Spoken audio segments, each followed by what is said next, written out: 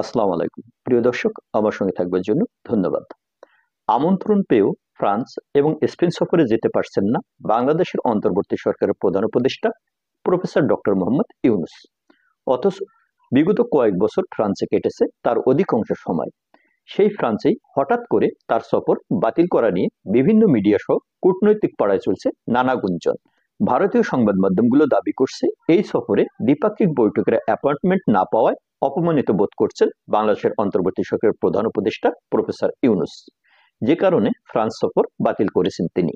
কিন্তু বাংলাদেশের পত্রিকাগুলো বলছে ফ্রান্সের প্রেসিডেন্টের সঙ্গে দ্বিপক্ষীয় বৈঠকে শিডিউল না পাওয়ার চেয়েও আরও বেশ কিছু গুরুত্বপূর্ণ কারণ রয়েছে বাংলাদেশের প্রধান উপদেষ্টার এই সফর বাতিলের পিছনে। তবে কারণ যাই হোক, আমন্ত্রণটা কিন্তু ছিল খুবই গুরুত্বপূর্ণ। ফ্রান্সের প্রেসিডেন্ট ইমানুয়েল ম্যাক্রো, যিনি আগস্ট মাসে ডক্টর মোহাম্মদ ইউনূস প্রধান উপদেষ্টা হওয়ার পরপরই তাকে অভিনন্দন জানিয়েছিলেন।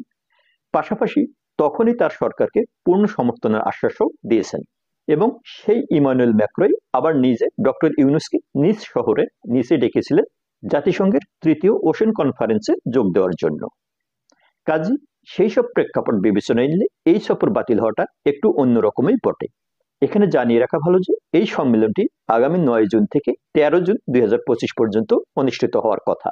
দর্শক, কেন বাংলাদেশের পক্ষ থেকে গুরুত্বপূর্ণ এই সফরটি বাতিল করা হলো সে বিষয়ে বিস্তারিত জানাবার চেষ্টা করা হয়েছে এই আলোচনায়। আশা করি শেষ পর্যন্ত সঙ্গে থাকবেন। বাংলাদেশের পররাষ্ট্র মন্ত্রণালয় ও ফ্রান্স দূতাবাসের সূত্রগুলো বলছে কমপক্ষে 3টি কারণ রয়েছে প্রধান উপদেষ্টার এই সফর বাতিলের পিছনে। এই কারণগুলো এতই গুরুতর যে ডক্টর ইউনূস ফ্রান্সে গেলে ওইসব কারণের জন্য বিব্রতকর এবং অনাকাঙ্ক্ষিত কিছু পরিস্থিতির মুখোমুখি হতে পারেন, পড়তে পারেন নানা প্রশ্নের মুখে, এমনকি নতুন করে সংকটও পড়তে পারেন বলে গোয়েন্দা রিপোর্ট পেয়েছে সরকার। শুধু তাই নয়, কাছাকাছি সময়ে স্পেনে আয়োজিত জাতিসংঘের ফেন্সিং ফর ডেভেলপমেন্ট বা FFD4 কনফারেন্সে যোগ দেওয়ার জন্য প্রধান উপদেষ্টা ইউনূসকে আমন্ত্রণ জানিয়েছিল স্পেনের সরকার। এবারের সম্মেলনটি জাতিসংঘের উন্নয়ন তহবিল সংক্রান্ত একটি বৈশ্বিক আলোচনা সভা, যেখানে অর্থনৈতিক সহযোগিতা ও ভবিষ্যৎ অর্থায়ন পরিকল্পনা নিয়ে আলোচনা হয়। আর ডক্টর ইউনূসের জন্য এই রকমের আলোচনায় যোগদানের সুযোগ বড় ধরনের প্রাপ্তি হবার কথা। তারপরও স্পেনের এই সফরটিও বাতিল করেছে ডক্টর ইউনূস। অথচ গত 9.5 মাসে 9টি দেশ সফর করে ফেলেছেন প্রফেসর ইউনূস, যার শুরু করেছিলেন যুক্তরাষ্ট্র দিয়ে এবং সবশেষে গিয়েছেন ভ্যাটিকান সিটিতে। কিন্তু এবার ইউরোপীয় ইউনিয়নভুক্ত গুরুত্বপূর্ণ 2টি দেশের সফর বাতিল করতে হলো তাকে, যদিও এমন গুরুত্বপূর্ণ সফর বাতিল করার মতো লোক তিনি নন। তার জন্য এক একটি সফর মানে তার নিজের ব্যক্তিগত অর্জনেরও সুযোগ। তাহলে কি ভিতরে ভিতরে তার সরকারের অবস্থা খুবই সংকটাপন্ন? অবশ্য ফ্রান্সের সম্মেলনে ডক্টর ইউনূসের পক্ষে অর্থ উপদেষ্টা ডক্টর সালেহ আহমেদ এর যোগ দেবার কথা বলা হয়েছে এবং স্পেনের FFD4 সম্মেলনে ERD প্রতিনিধি দল পাঠানোর কথা বলা হচ্ছে। এখন প্রশ্ন হলো, প্রধান উপদেষ্টা হিসেবে ডক্টর মোহাম্মদ ইউনূস সাহেব কেন একের পর এক সম্মেলনে যোগ না দেবার সিদ্ধান্ত নিচ্ছেন? সমস্যা তাহলে কোথায়, যখন কিনা ক্ষমতা গ্রহণের পর থেকে জাতিসংঘ সহ এ ধরনের কোনো কর্মসূচি বাদ দেননি তিনি? বিভিন্ন সূত্র ও বাংলাদেশের গণমাধ্যমগুলোতে সফর বাতিলের মূল কারণ হিসেবে উঠে এসেছে দ্বিপক্ষীয় বৈঠকের বিষয়টি। দৈনিক সমকালের খবরে বলা হয়েছে বাংলাদেশ সরকার সম্মেলনের পাশাপাশি ইমানুয়েল ম্যাক্রোর সঙ্গে ডক্টর ইউনূসের দ্বিপক্ষীয় বৈঠকের চেষ্টা করছিল, কিন্তু চলতি মাসের প্রথম সপ্তাহে এক চিঠির মাধ্যমে ঢাকা জানতে পারে যে শীর্ষ পর্যায়ের বৈঠক সম্ভব নয়। প্যারিসের পক্ষ থেকে জানানো হয় সম্মেলনে আসতে আগ্রহী অনেক দেশের সঙ্গে ইতিমধ্যে দ্বিপক্ষীয় বৈঠক বিষয়ে কথা চলছে, ফলে এখনই বাংলাদেশের সঙ্গে দ্বিপক্ষীয় বৈঠক নিশ্চিত করা যাচ্ছে না। পাশাপাশি সম্মেলনে আসার সঙ্গে দ্বিপক্ষীয় বৈঠককে মিলিয়ে না দেখার অনুরোধ করেছে ফ্রান্স এবং ডক্টর ইউনূস সম্মেলনে যোগ দিতে পারবেন কিনা তা নিশ্চিত হতে চায় তারা। আর এখান থেকে মূলত বিষয়টি প্রকাশ্যে চলে আসে। তবে বাংলাদেশের একাধিক পত্রিকায় এই দ্বিপাক্ষিক বৈঠক না হওয়ার খবর প্রসঙ্গে বিগত সরকারের আমলে ফ্রান্স সরকারের সাথে সম্পাদিত কিছু চুক্তির কথা টানা হয়েছে।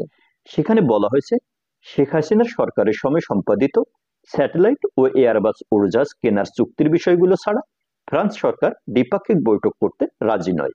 অর্থাৎ 2023 সালের সেপ্টেম্বরে প্রেসিডেন্ট ম্যাক্রো ঢাকা সফরের সময় বাংলাদেশ ও ফ্রান্সের মধ্যে Bangabandhu 2 earth observation satellite system এবং 10টি এয়ারবাস কেনার বিষয়ে যে আলোচনা ও সম্মতিপত্র সই হয়েছিল, সেটাই এখন ডক্টর ইউনূসের ফ্রান্স সফরে বাধা হয়েছে বলে অনেকেই মনে করছেন।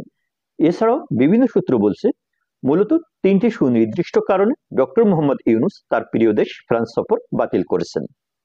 প্রথমত, ফ্রান্সে গেলে তিনি ব্যাপক বাধার মুখে পড়তে পারেন, এই আশঙ্কা করে গোয়েন্দারা তাকে সতর্ক করেছেন। কারণ ফ্রান্সে আছে রিপোর্টার্স উইদাউট বর্ডার্স এর হেড অফিস। এই সংগঠনটি এরই মধ্যে বাংলাদেশের গ্রেপ্তারকৃত সাংবাদিকদের ছেড়ে দেওয়ার জন্য ইউনূসের দপ্তরকে বেশ কয়েকবার অনুরোধ করেছে। এমনকি ফরাসি দূতাবাসও একই অনুরোধ জানিয়েছিল, কিন্তু এ বিষয়ে ডক্টর ইউনূস কোনো ব্যবস্থা নেননি। আবার আওয়ামী লীগের ফ্রান্স শাখা আইন শৃঙ্খলা ও মানবাধিকার পরিস্থিতির অবনতির জন্য ইউনূসের বিরুদ্ধে প্যারিসে শোডাউনের প্রস্তুতি নিয়েছে, এমন তথ্য জানিয়েছে গোয়েন্দারা। সূত্রগুলো বলছে, বাংলাদেশে মানবাধিকার পরিস্থিতির চরম অবনতির বিষয়টি নিয়ে এরই মধ্যে ইউরোপীয় ইউনিয়ন থেকে কয়েক দফা সরকারকে তাদের অসন্তোষের কথা জানিয়েছে। প্যারিসের সম্মেলনে উপস্থিত প্রতিনিধিদের কড়া প্রশ্নের মুখে পড়তে পারেন ডক্টর মোহাম্মদ ইউনূস, এমন আশঙ্কাও রয়েছে সরকারের। এছাড়া এর পিছনে আরো একটি বড় কারণ হচ্ছে বাংলাদেশের রাজনীতি ও সরকারের মধ্যেকার অস্থির পরিস্থিতি। এই মুহূর্তে করিডোর প্রসঙ্গ, আওয়ামী লীগের কার্যক্রম নিষিদ্ধ করা এবং চট্টগ্রাম বন্দর পরিচালনায় বিদেশিদের নিয়োগ, এমন ইস্যুগুলোকে ঘিরে সরকারের ভিতরে ও বাইরে সেনাবাহিনী এবং রাজনৈতিক দলগুলোর সাথে সরকারের দূরত্ব বেড়েছে অনেক গুণ। এমন অস্থিরতার কারণে সম্প্রতি বাংলাদেশের সেনাবাহিনী প্রধান জেনারেল ওয়াকারুজ্জামান তার যুক্তরাষ্ট্র সফর বাতিল করেছেন। এছাড়া জাতীয় নিরাপত্তা উপদেষ্টা নিয়োগ নিয়ে রাজনৈতিকভাবে চরম চাপে আছে সরকার। সব মিলিয়ে দেশের রাজনৈতিক অস্থিরতায় নতুন কোনো সংকটের আশঙ্কা থেকেও এই মুহূর্তে দেশের বাইরে যাওয়াটা ঠিক মনে করছেন না ডক্টর মোহাম্মদ ইউনূস ও তার ঘনিষ্ঠরা। কাজে সব দিক থেকে বিবেচনা করলে দেখা যায়, শুধু দ্বিপক্ষীয় বৈঠকে সুযোগ না পাওয়ার ইস্যুটা ফ্রান্সের সফর বাতিলের পিছনে একমাত্র কারণ নয়।